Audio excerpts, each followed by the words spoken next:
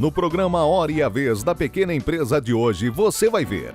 Um dos maiores medos de uma empresa iniciante é em relação às finanças, uma vez que o empreendedor investiu suas economias e quer um breve retorno para que o negócio prospere. Mas como fazer que isso funcione? Acompanhe as dicas do professor José Eduardo Amato Balian e saiba como evitar problemas futuros. No quadro Pequena Notável, conheça uma empresa que desenvolve os mais variados tipos de cintos, que dão um toque especial à produção de homens e mulheres. Grande parte dos contribuintes brasileiros que optaram pelos parcelamentos federais, conhecidos como refis da crise, se preocupam com a consolidação desses débitos por parte da Receita Federal e da Procuradoria-Geral da Fazenda Nacional. Saiba mais sobre o assunto com o doutor Antenor Nogueira da Rocha. E diretamente de nossos estúdios, confira uma entrevista exclusiva com o ex-ministro da Educação, Fernando Haddad.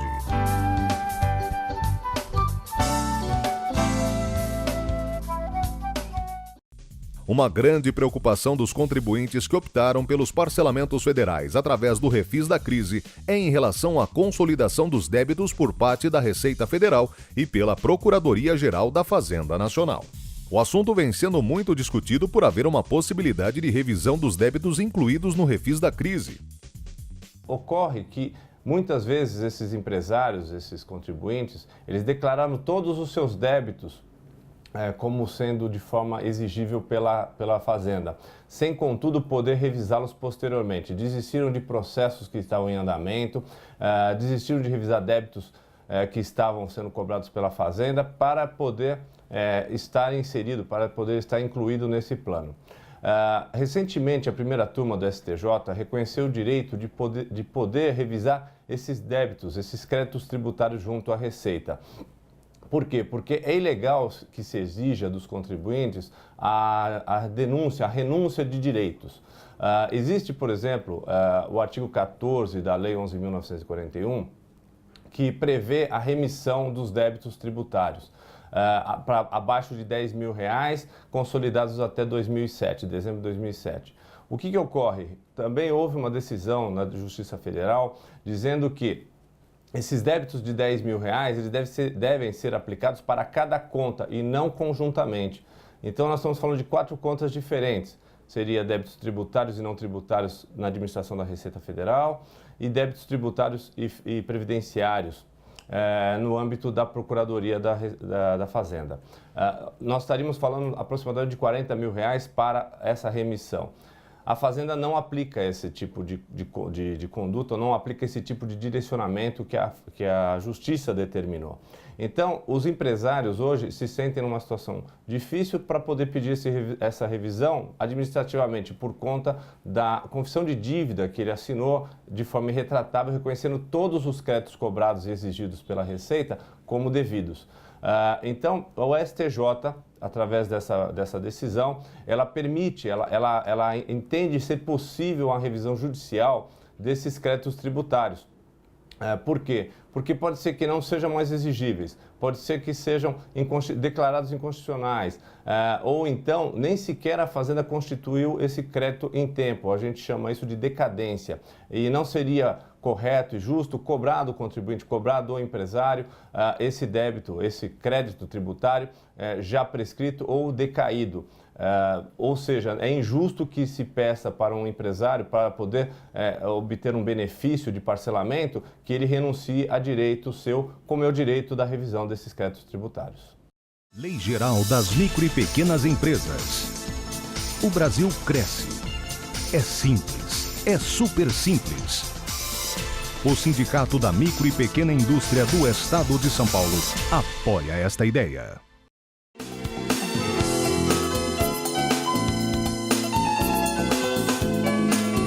A Pequena Notável de hoje irá mostrar uma empresa que fabrica um dos acessórios que está no auge da moda hoje, os cintos.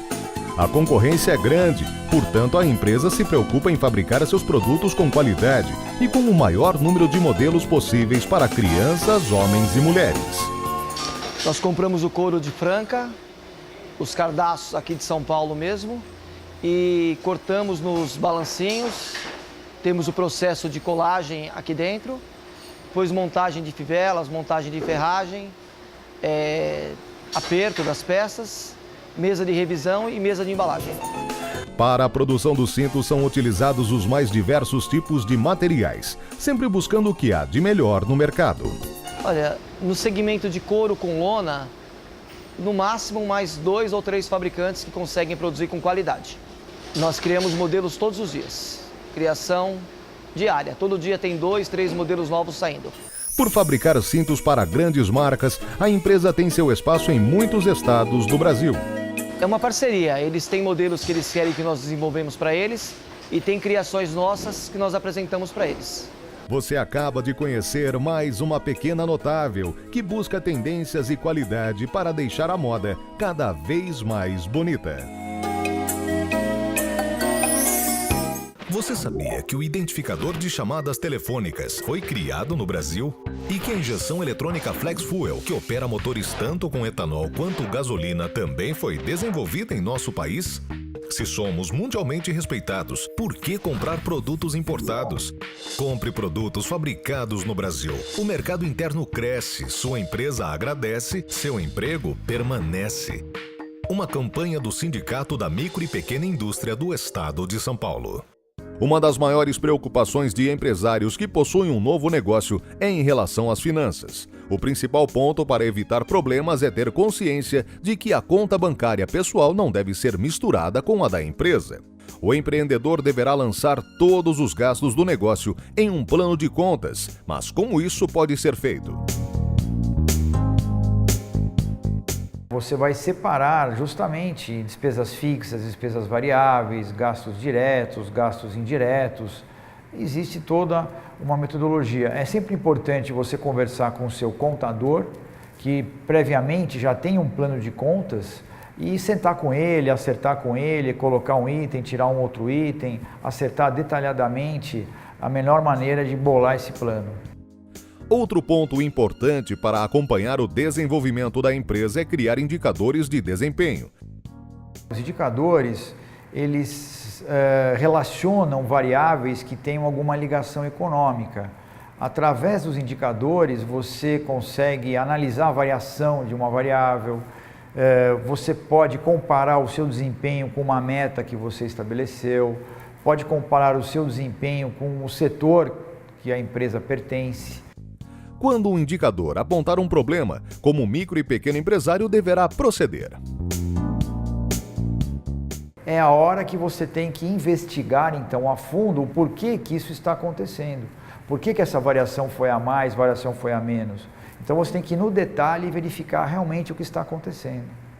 O fluxo de caixa é um reflexo das economias diárias da empresa, como se organizar para os recebimentos futuros e saber conciliá-los com os pagamentos mensais. O fluxo de caixa é muito mais do que uma listagem de contas a pagar e receber. O fluxo de caixa tem que cruzar os valores de entrada e os valores de saída e permitir que o empresário tenha uma visão de pelo menos 30 dias para frente, uma previsão diária, né, de desembolsos, de falta de dinheiro, de sobra de dinheiro, ou seja, ele precisa saber que daqui a 15 dias, na quinta-feira, vai faltar 30 mil reais na conta, que na sexta-feira vai sobrar 10 mil reais na conta. Então, o fluxo de caixa é um instrumento gerencial, como a gente diz. Para isso, você faz uma previsão de entrada, uma previsão de saída de pelo menos 30 dias para frente, para ter a dor de barriga antes, como a gente fala. Se o empreendedor não consegue conciliar os gastos com os recebimentos, ele acabará recorrendo aos empréstimos bancários. Os empréstimos têm que ser feitos com muita ponderação, né? Com muito equilíbrio. Você está precisando desse empréstimo efetivamente para quê? É para comprar uma máquina, comprar um equipamento.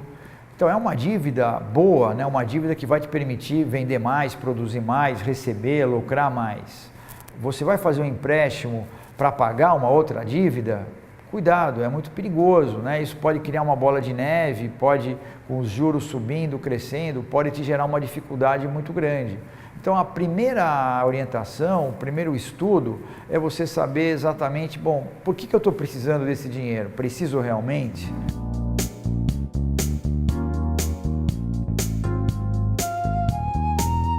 Primeiro, é muito importante o empresário montar esse fluxo de caixa para saber com antecedência de pelo menos 30 dias quando vai sobrar, quando vai faltar dinheiro. Um outro ponto importante nessa gestão financeira é ele saber o seu ponto de equilíbrio.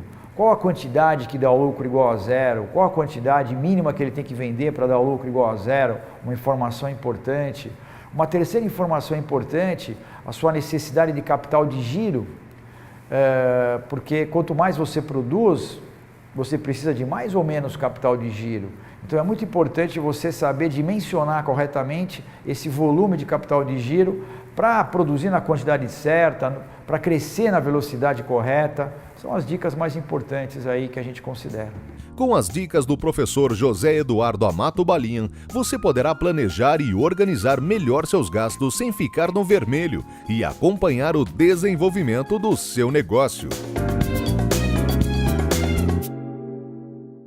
As micro e pequenas empresas já são 7 milhões em todo o Brasil e representam 22% do PIB nacional. 60% da mão de obra com carteira assinada trabalham em micro e pequenas. Por tudo isso, a Secretaria Especial para este setor é tão importante para o Brasil, para a nossa indústria, para o fortalecimento do mercado interno e para o aumento da nossa competitividade. Secretaria Especial da Micro e Pequena Empresa. O SIMP defende essa iniciativa. Apoie você também.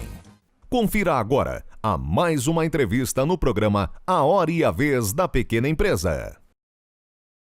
O nosso convidado de hoje é um homem que tem uma longa história e nós temos insistido sistemicamente em todos os nossos programas, quem tem a sua história, tem o seu presente, pode projetar o seu futuro.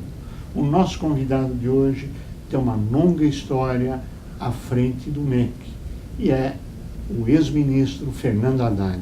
É um prazer tê-lo conosco. Prazer é meu. Muito obrigado. Ministro, o senhor teve durante 8 anos à frente do MEC.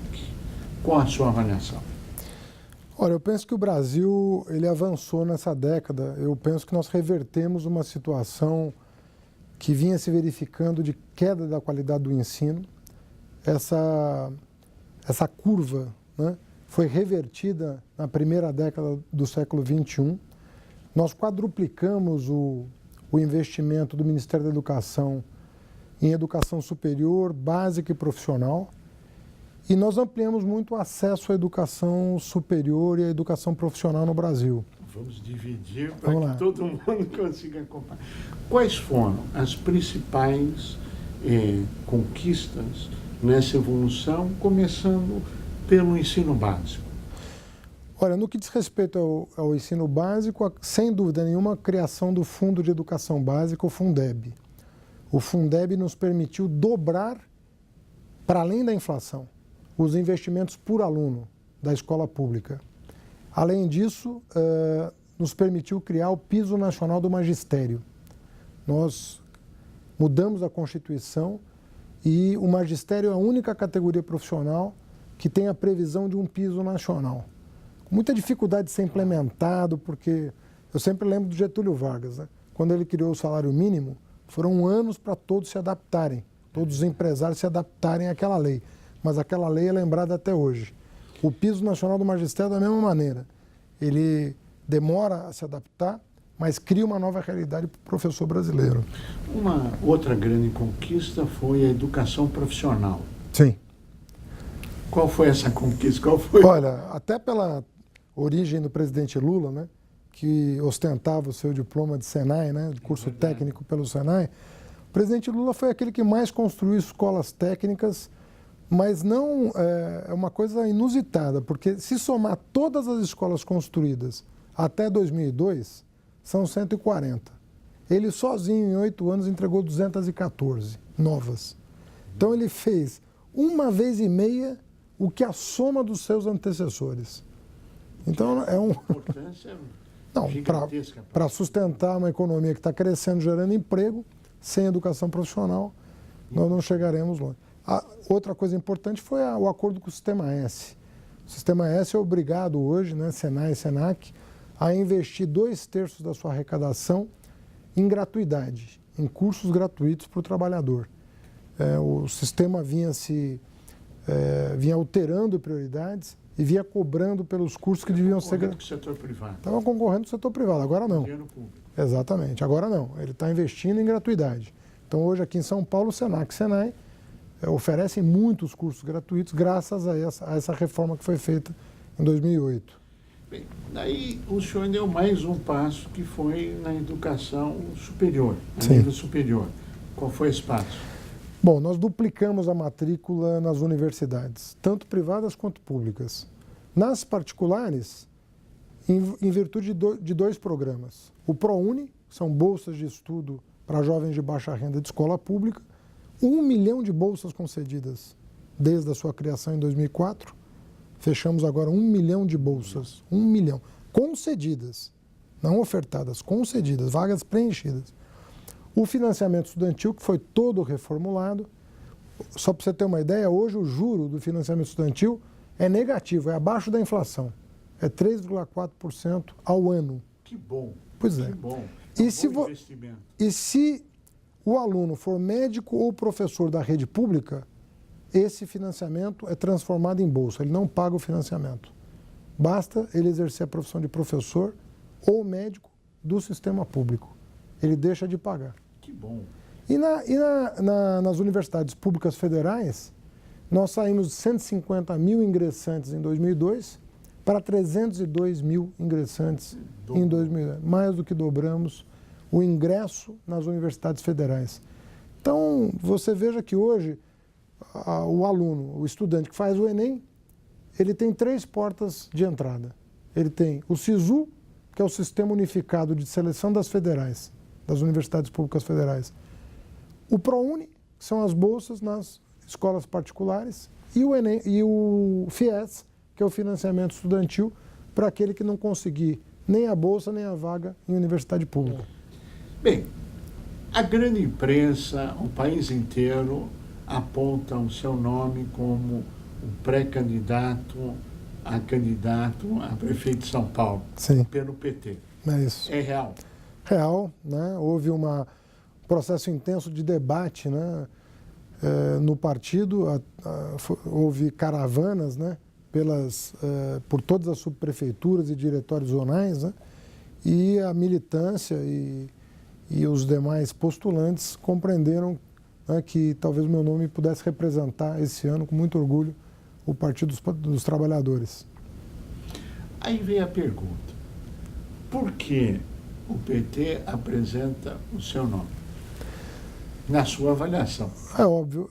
Olha, eu penso o seguinte: primeiro, porque eu tenho uma experiência na administração municipal.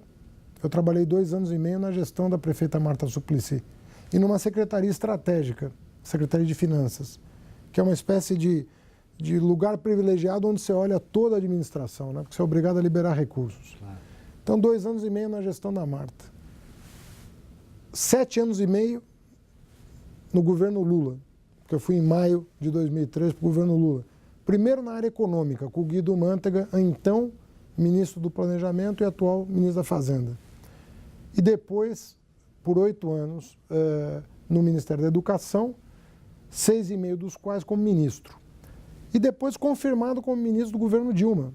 Quer dizer, eu, além de ter participado nos 2 mandatos do governo Lula, fui confirmado para permanecer na equipe da presidenta Dilma. Então, veja só, Marta Suplicy, Luiz Inácio Lula da Silva e Dilma Rousseff são 3 pessoas muito admiradas na cidade de São Paulo. E eu tive o privilégio de trabalhar com os 3, né? E acumular experiência administrativa. Eu penso que toda essa experiência combinada pode resultar numa administração inovadora para a cidade. Nós trouxemos para São Paulo o êxito do governo federal, né, na área social e econômica, e resgatarmos algumas bandeiras históricas do PT na cidade, pode dar um caldo interessante aí para... Quais seriam as suas principais bandeiras, se é que se pode dizer, principais bandeiras para o município de São Paulo? Olha, quando eu falava em resgatar bandeiras históricas, o PT tem uma atuação no transporte público e na educação na cidade de São Paulo muito notada pela população. Nas pesquisas todas que eu tive contato, eu pude perceber que a população tem as nossas administrações deixaram marcas nessas duas áreas muito fortes. Talvez pelo bilhete único, corredor de ônibus, né? Muito investimento. E também a questão dos céus, no caso da educação, vai e volta, uniforme, material didático. Então nós deixamos boas marcas em transporte público e educação pública de qualidade. E eu agregaria a questão da saúde pública, né? Nós podemos fazer e devemos fazer um bom trabalho para oferecer condições dignas para a população ser atendida, né? Tanto no que diz respeito à promoção e prevenção da saúde, quanto no que diz respeito ao tratamento para aqueles que precisam. Mas eu penso que são três bandeiras importantes que nós temos que empunhar nessas eleições com propostas inovadoras. Estão sendo formuladas nesse momento e serão apresentadas durante a campanha.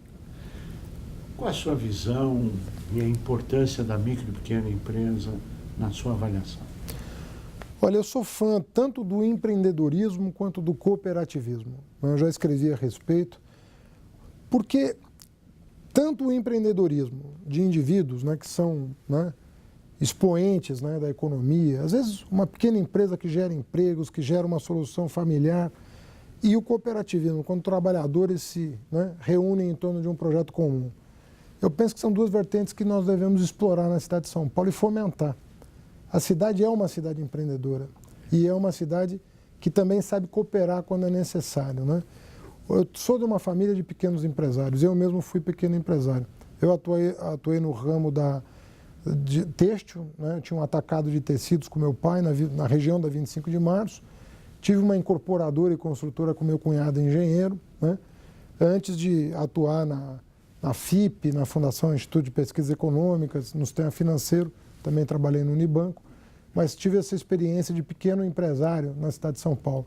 E eu pude perceber que o pequeno empresário realmente mantém essa cidade muito viva, né? Porque são milhares de pequenas empresas gerando emprego, renda, trabalho, riqueza, né? E transformam São Paulo nesse grande manancial, né, de oportunidades, de inovação, né? Então eu penso que o prefeito, naquilo que lhe compete, né, tem que estar sempre muito atento com a categoria do microempresário, do pequeno empresário, tentar atender as suas reivindicações, olhar também para os trabalhadores dessas pequenas e médias, né, micro e pequenas empresas, que muitas vezes você não consegue nem ver diferença entre quem é o empregador e o empregado, né? Nessas empresas de escala menor, há quase uma confusão entre, né, a família, que muitas vezes detém o controle da empresa, e os colaboradores. Então eu penso que é uma atenção que nós devemos dar, a prefeitura sempre tem que estar atenta para esses empreendimentos. Nós chegamos ao final do nosso tempo e eu pediria as suas considerações finais. Olha, agradecer a oportunidade, louvar esse pluralismo que hoje acontece nos meios de comunicação, né? Você ter vários canais hoje, várias oportunidades de fazer uma mensagem nova chegar aos telespectadores, aos ouvintes das rádios, né? Aqueles que acompanham pela internet, o noticiário. Eu vejo mais pluralidade na sociedade brasileira e uma consolidação importante dessa cultura democrática do nosso país. Então, parabéns por essa iniciativa. Fernando Haddad, nós queremos agradecer muito a sua participação, a você que esteve conosco até agora, o nosso mais profundo agradecimento. Com a certeza que estaremos juntos na semana que vem. Até lá!